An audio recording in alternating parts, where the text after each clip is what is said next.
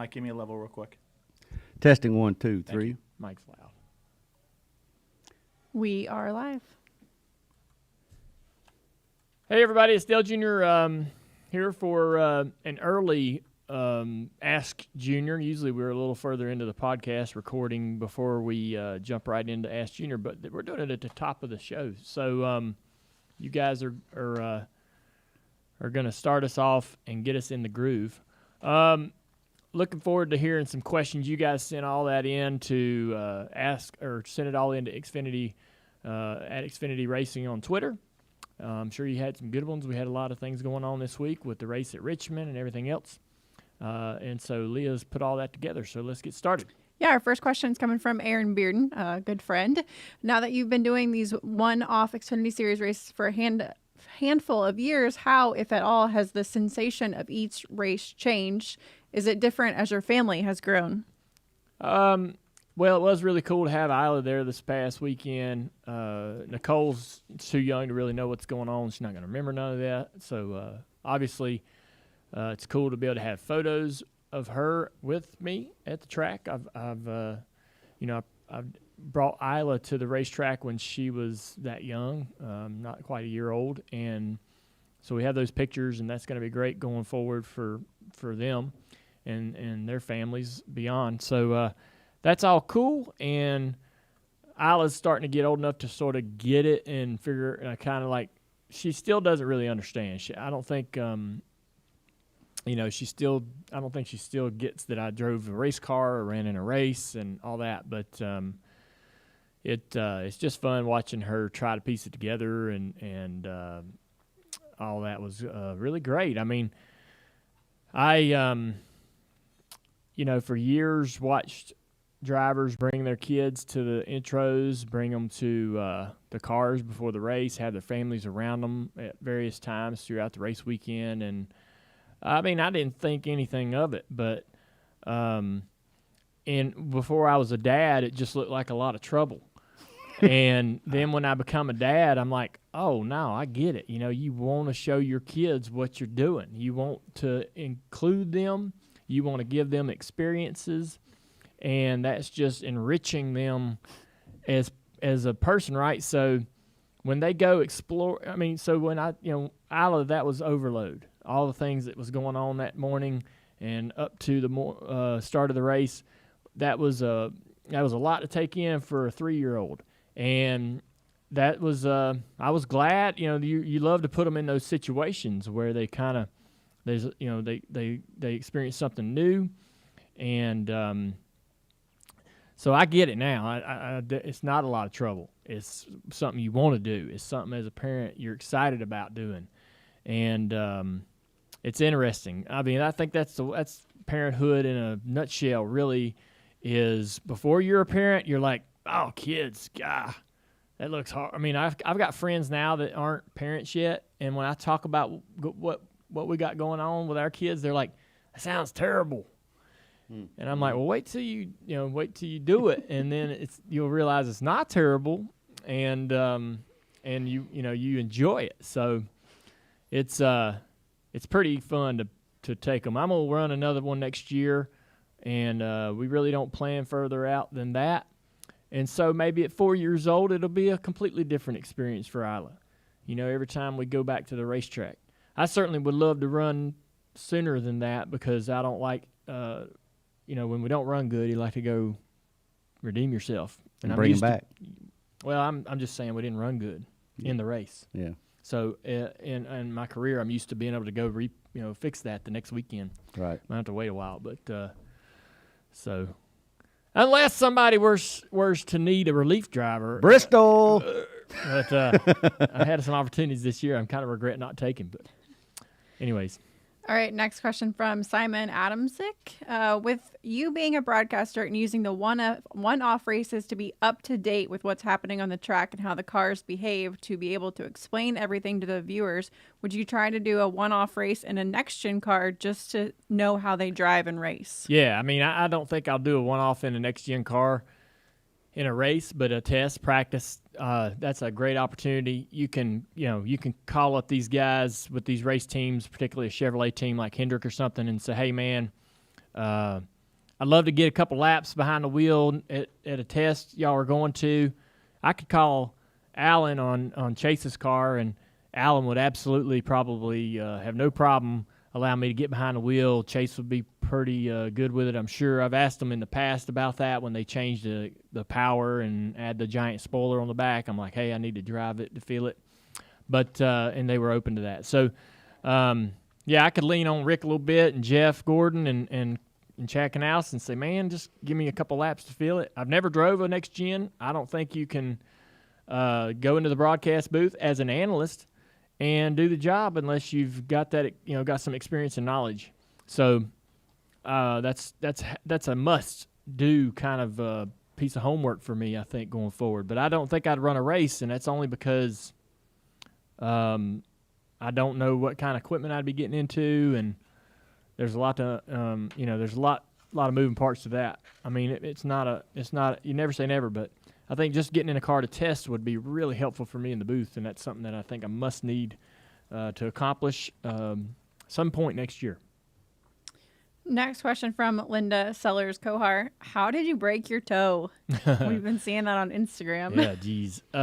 We were getting our girls' bath time and getting them ready for bed, and there's a stool in the bathroom that the girls share, and I banged my feet on I banged it on the stool, and the leg of the stool kind of angles out. So the stool itself, right, has a footprint, and that's the seat, right? That's whatever when you have stools, you assume that the footprint is the width of the seat, and the legs are straight down, right? It's a natural assumption. That's the way they most are. Well, Amy buys some things that aren't natural. And this stool's footprint, the cushion is the square part of the stool. In your mind, your feet, can,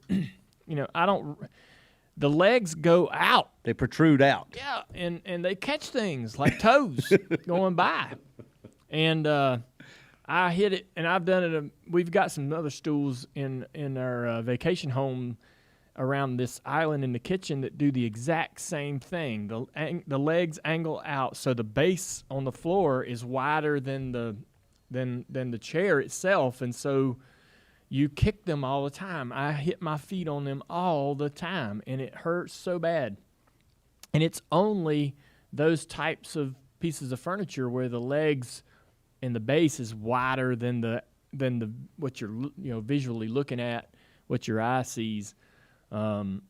Anyways, yeah, I kicked that thing, I guess, good, perfect sort of contact to break the toe, and I called my doctor, and he's flying out of town. I was going to get an X-ray, and he's like, I can't even do anything for it, even if it is broke. He's like, just tape it up. And so I Googled a couple videos and got it taped up, and I can hardly walk, man. It hurts like hell. It looks bad. Painful. And so the sucky part is you can't do anything. You can't go anywhere. You can't walk or do anything. I mean, it sucks. It sucks. I'm sitting on my butt, and so I'm a little frustrated about it. Amy's back's not real great right now. She's had some back issues. I think it's from her cheerleading days. She thinks it's from getting pregnant twice. But so she's having some back issues. Can't pick the baby up. Can't do things. And I'm trying to help her with that. And then I break my toe. And We are a hot mess. We are. We literally are. Falling apart. Yeah, we're struggling right now. And I don't know how long broken toes take, but this damn thing better not take too long. I just need to get mobile and be able to get around a little bit better than I'm doing. I only got like one. I've got a lot of tennis shoes in my closet, and can't wear any of them. Only one. I got these kind of Chuck Taylor style shoes that they're kind of big in the toe area. Chucks are. Yeah. And so they work okay. They're not too painful to walk around in, but it sucks, man. I hate it. It was so painful. By the pictures, it looked like you got two toes. Might be is just one? Just one. Okay. So, yeah. When I push, if I can't, but if I accidentally somehow push down weight on it. Not really put weight on it, but flex it down Oh, yeah. and put pressure on it that way, that is a bad deal. Boy, that is some serious pain. Otherwise, it doesn't. It's just like a bruisey hurt. But there's this little feels like somebody's foot stuck a knife in it. If I do one thing, one little move, and I try not to do that move. So, I tried to make light of it. What are you gonna do? Can we make light of it? I did. Did you see my social? Yeah, and I saw Amy even made light of it. She said that's now her favorite stool. Favorite stool. Oh, yeah. Right. I didn't see that. I think we should lay him across the table and do a pain test, like a threshold test. That's not funny. But that's not funny, but it's what a doctor would have done if you were going in to see an appointment. Yeah. Yes, absolutely. His I've done ass. that. No. He would have been like, all right, tell me when it hurts. No. Oh, yeah. I said, No. oh, yeah. No. Trust me. I've been to vet school. Okay. He's like next. He's like next. I was going to walk in there and say, let's go. We're getting take an X-ray of this thing, and that's what we're going to go do. Can I say this is the most Dale Jr. thing ever. He sends, before he gives us the context about how he broke his foot, he just sends a picture of his foot first to us. And so it's like Dale's foot in a text message. Now, maybe you sent it at the same time as the explanation, but the photo came in about a minute later. I broke my foot, or I broke my toe, or whatever. So for a while, you're just sitting there. Dale's out. He's feeling a mood today. He's just going to send pictures of his feet to everybody. His gnarly purple toe. Yeah, it's all right though. I was not prepared to open up your Instagram story and see your feet. I'm not gonna lie. Yeah, I was like, Amy. probably could have gone without seeing really? your toes. Yeah, Not a foot person? No. Amy isn't either, and she had the same kind of reaction. But Yeah. yeah, I didn't. Yeah. I wasn't bothered by that. Yeah. It doesn't matter. Anyway. I did Back cover. dash junior. I did cover up my toes on the the post where I wrapped it. Uh-huh. I did cover up the toes there for you. I appreciate with a little gift. Yeah, I did. I noticed. Yeah. At least your Amy nails appreciated weren't too that. gnarly. It's the details. You put work into your Instagram I blurred stories. out I all the. appreciate I that. blurred out all the bad parts of my feet, or the worst parts of them.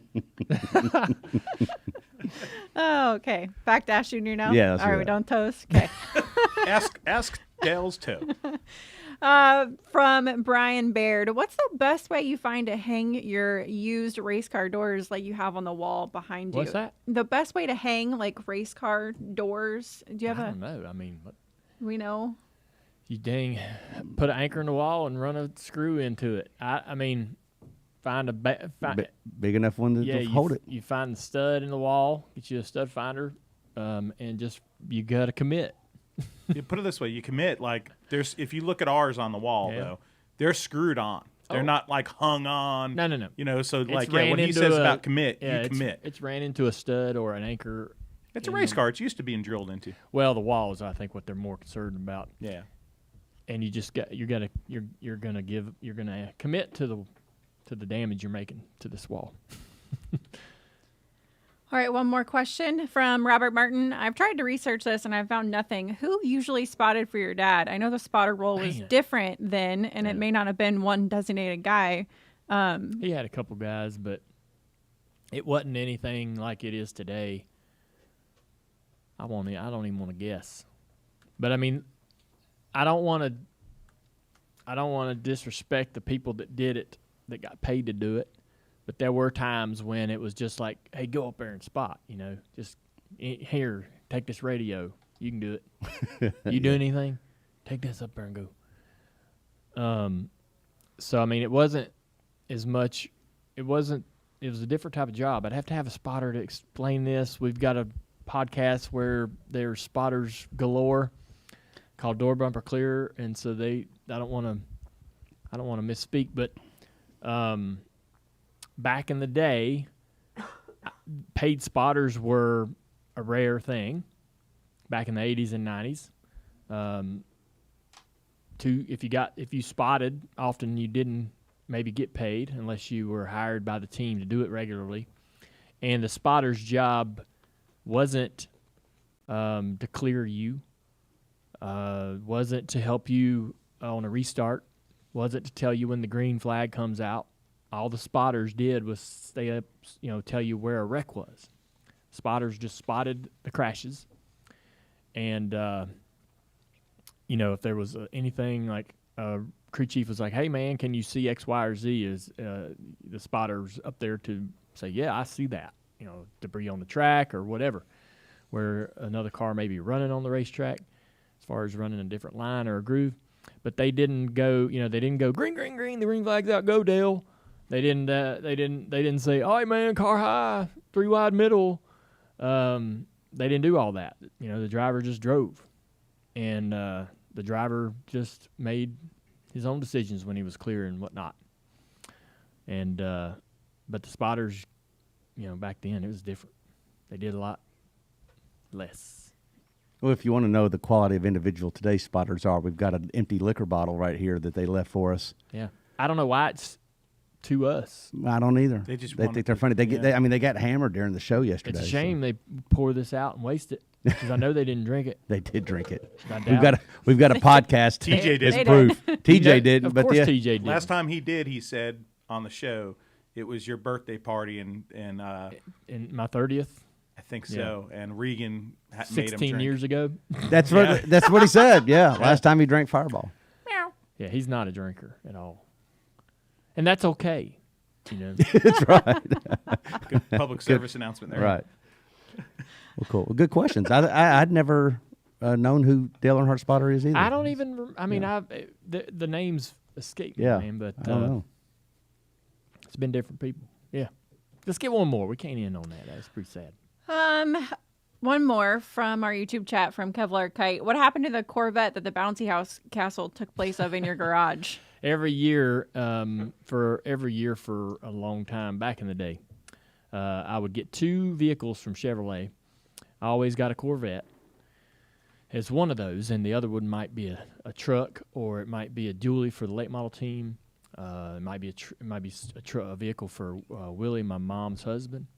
So that other vehicle was kind of different each year, depending on what we needed. I didn't need another car, but I'd get that Corvette, and I never drove it. This must have went on for about 8 years. I'd get a different vet every year. They'd take it back, and I literally wouldn't put any miles on it. It'd park right in that little spot. And when me and Amy started living together and dating, I'm like, hey man, there's a vet out there in the garage. I don't drive it, but if you want to drive it, she never did. She didn't care much for it. So eventually just stopped getting it because I wasn't using it. And now it's it's a bouncy house spot. I did get Amy a 66 El Camino. And it's getting an AC put in it. So when it comes back, it'll be parked there. But for now, the bouncy house is in there, which is great because I don't have to drag that damn thing out in the yard every time she wants to play in it.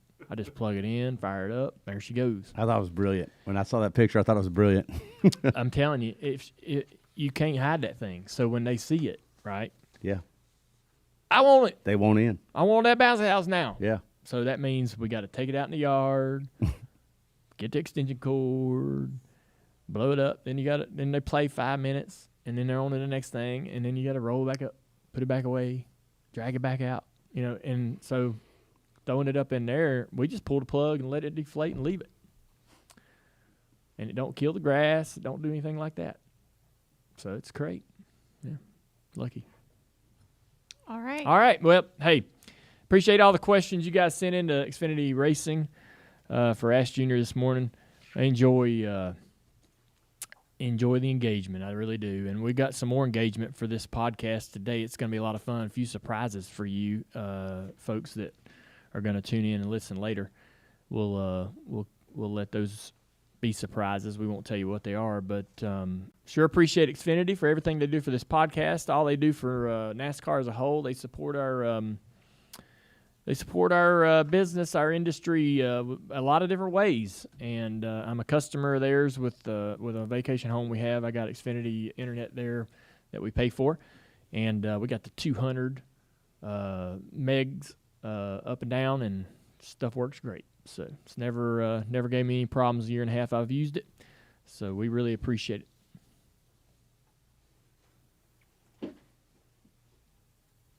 And thank you for Xfinity, premier partner of NASCAR. That was really good. That was Matthew. really- that You was just said terrible. that was a Saved us. good read. Saved totally saved That the was show. a good read. That's called a 42nd place finish. Hey guys, you want to roll right into this Lost Speedways Yeah. talk? Let's do it. So we've been talking a lot about our show Lost Speedways on Peacock TV. We're super proud of it, obviously, and Dirty Mo Media has done an amazing job on that series as a whole. We're constantly at work. Wouldn't you say, Matthew? You're always on it. Even though Season 2 is streaming now, there's nonstop preparing for Season 3, 4. I mean, we've got so many seasons, 11, 12. Matthew is counting on some big plans, Yeah. aren't we? We're 12 seasons in. Is straight. what I got it. All right. We've been hearing from people about the show.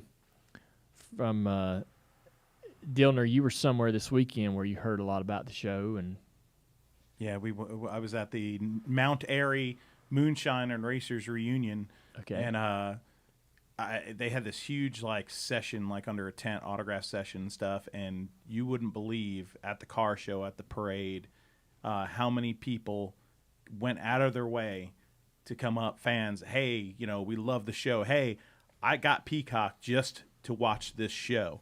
And I was telling them, hey, stick around because Peacock's going to be a big player in motorsports and whatnot too.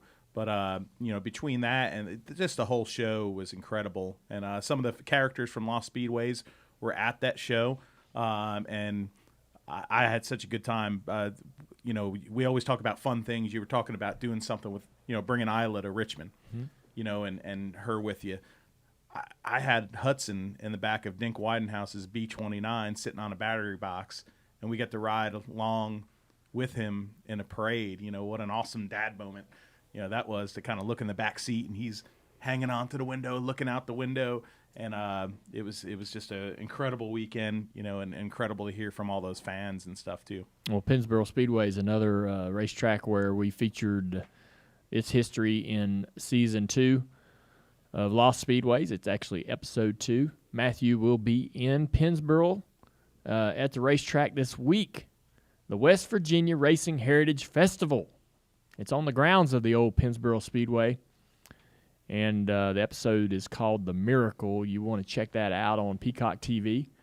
But also, if you're around West Virginia, around Pennsboro Speedway, maybe you can go check out Dilner and all the other cool things happening at the West Virginia Racing Heritage Festival.